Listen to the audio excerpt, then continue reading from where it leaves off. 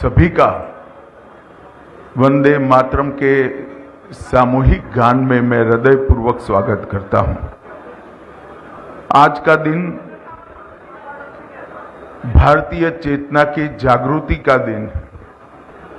आज ही के दिन 150 साल पहले बंकिम चंद्र चट्टोपाध्याय जी ने वंदे मातरम को सार्वजनिक किया था। बंकिम बाबू ने इस गीत की रचना कर राष्ट्र चेतना का एक महामंत्र देश को देने का काम किया था, जो आगे चलकर देश की आजादी का एक उद्घोष भी बना, एक सूत्र भी बना और आजादी के बाद देश को जोड़ने का कारण भी बना। आज हम वंदे मातरम का 150वें वर्ष का उत्सव मना रहे हैं। हम सब जानते हैं कि हमारे आजादी के आंदोलन के नेताओं ने जो स्वप्न महान भारत के लिए देखे थे, विगत 11 सालों में वो स्वप्न की पूर्ति के लिए देश के सामूहिक प्रयास से ढेर सारे काम हुए हैं। मैं आज के कार्यक्रम के बारे में भी बताना चाहता हूं। आज के दिन ही पूरे दिन सामूहिक वंदे मातरम के गान के साथ ही 1 साल तक भारत की चेतना की पुनः जागृति का एक चरणबद्ध प्रयास होने वाला है। पूरे राष्ट्र में एक साथ एक स्वर में वंदे मातरम का मंत्र और मंत्र के अंदर जो भावार्थ निहितार्थ है, वो भावार्थ के अनुरूप हमारा राष्ट्र जीवन हो, इसके लिए एक अभियान चलाया जाएगा। ये फिजिकल फॉर्म के साथ साथ डिजिटल फॉर्म में भी चलेगा।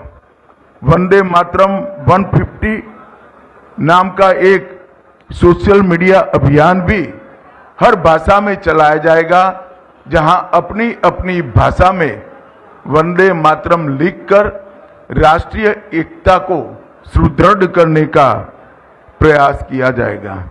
सरकार ने ढेर सारे कार्यक्रम आयोजित किए हैं। कई सारे राजनीतिक दलों ने, स्वयंसेवी संगठनों ने और देश की चेतना के पुनः जागृति के ये महामहोत्सव में हिस्से लेने वाले लोगों ने भी कार्यक्रम किए हैं। मित्रों, वंदे मातरम एक प्रकार से आनंद मठ नवलिका का एक हिस्सा है।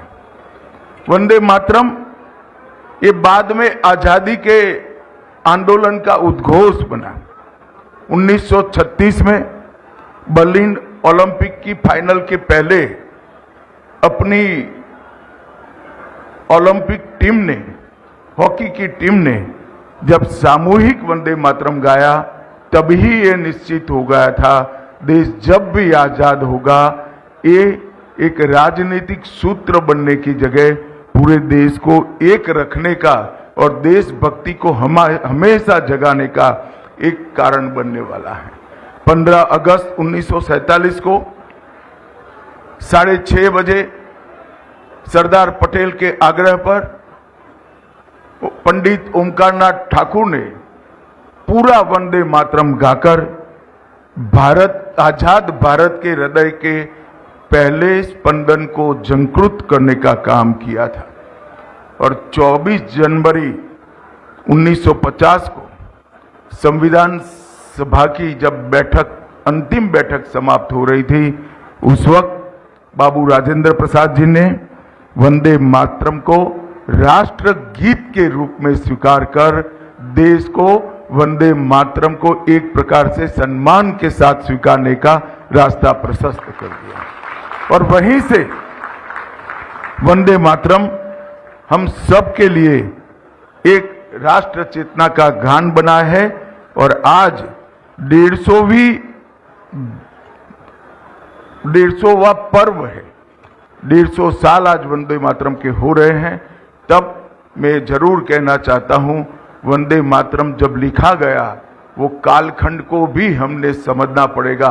1875 में एक लंबे मुगलों की गुलामी के बाद अंग्रेजों के शासन का कालखंड बन चुका था।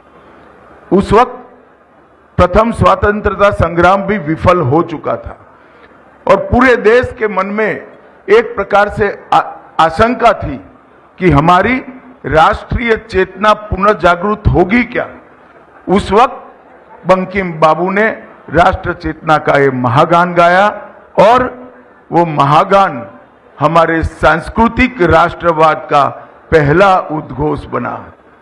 आप पूरे वंदे मातरम को ध्यान से पढ़ोगे तो वंदे मातरम ये स्पष्ट कर देता है, भारत कोई जमीन का टुकड़ा नहीं है, एक चीती है, एक विचार है, एक संस्कृति है और वो संस्कृति ही हम सब भारतीयों को बांध कर रखती है, जोड़ कर रखती है। भारतीय जनता पार्टी ने जब जनसंघ बना तब से लेकर अब तक हमेशा सांस्कृतिक राष्ट्रवाद पर बल दिया है और मैं आज जनसंघ की स्थापना हुई तब तो मैं जन्मा भी नहीं था, परंतु मैं जरूर महसूस कर सकता हूं कि सांस्कृतिक राष्ट्रवाद की परिकल्पना की चेतना इसी वंदे मातरम के गीत से मिली होगी, जिसको वीर सावरकर, महात्मा तिलक और मैडम कामा, कई सारे राष्ट्रभक्तों ने गाया,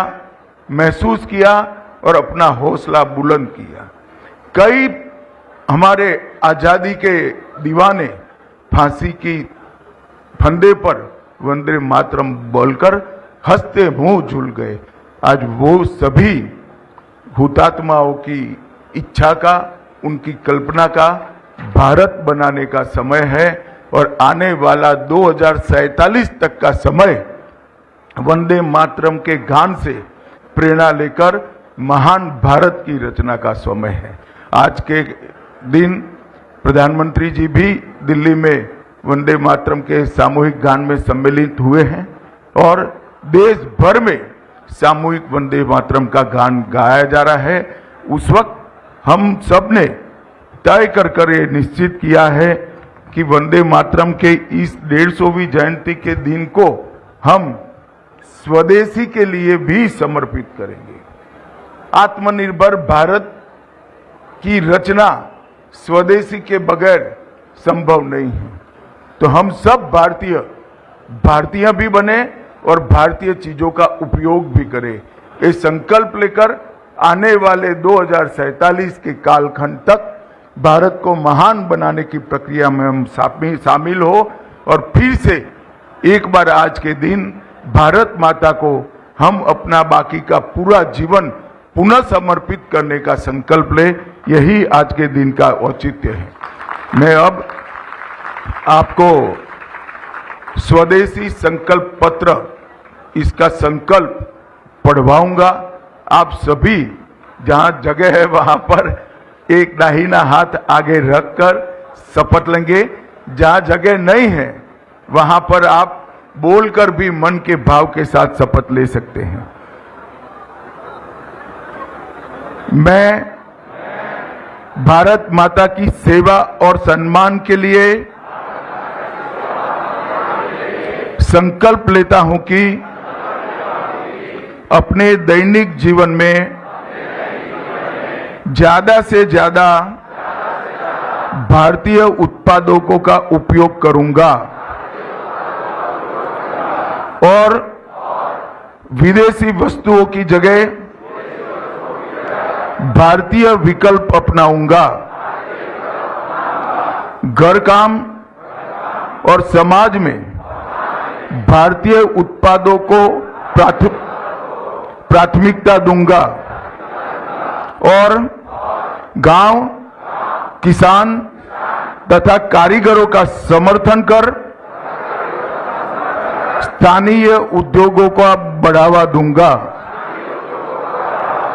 युवाओं और बच्चों को स्वदेशी अपनाने के लिए प्रेरित कर नई पीढ़ी इसका महत्व उस तक पहुंचाऊंगा। पारिवारिक और सामाजिक जीवन में भारतीय भाषाओं का उपयोग करूंगा। पर्यावरण के प्रति सजग रहकर स्वदेशी और प्रकृति अनुकूल उत्पादों का प्रयोग करूंगा